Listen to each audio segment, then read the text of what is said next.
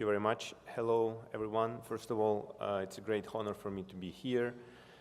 Merci à tous ceux qui sont venus, surtout du côté français, parce qu'on compte beaucoup sur les investisseurs canadiens en Ukraine. You've heard, I try to be very quick in the interest of time. You've heard from Canadians who live in Ukraine and who work in Ukraine. Now you will hear a little bit from a Ukrainian who lives between Ukraine and Canada, because my family lives in Ottawa and I do business still in Kyiv in Canada. I would like to tell you that you've heard about Ukraine being in the process of change. Everyone was saying that. I would like to confirm to you that yes, Ukraine is changing, because I spent 50% of my time over the past 7 years outside of Canada, and even myself, being Ukrainian, being born and raised in Ukraine, I can see the change. So this is for real. What is changing? In my field, we can see now that there is much more transparent framework for everything when it comes to investment, to foreign direct investments, to mergers and acquisitions. Foreign investors, when they are making investments now, are more protected. And I think you will be able to hear from other people sitting here in the audience who have experience investing in Ukraine that it's really true. Of course, Ukraine came through very difficult last years due to the war, to the Russian aggression, and the level of FDI has not been great.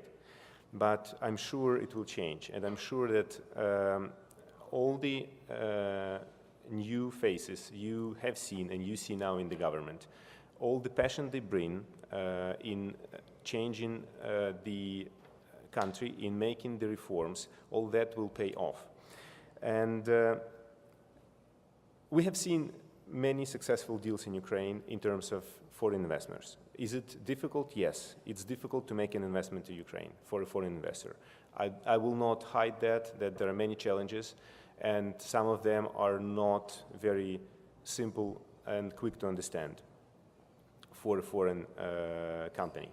But again, this is changing. The framework is there, and you can see that there is much more people here in the room who talk about Ukraine with this hope of those changes being much more lasting than in the past.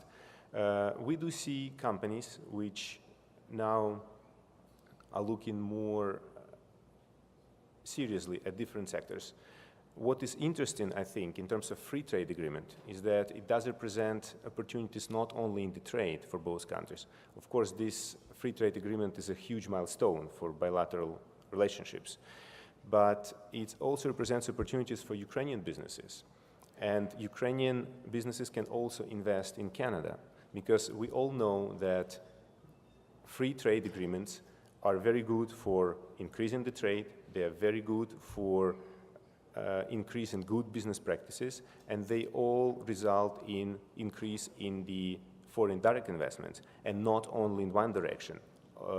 Very often and almost always, both parties to the trade agreement, they end up by making much more direct investment in addition to the trade they make. So this is not only about Canadian companies investing into Ukraine, this is also about Ukrainian companies which have the possibility to invest in Canada, and this could represent also a very good opportunity for Canadian investors, for Canadian companies, because they would be able to not only trade but make more businesses on the other fields.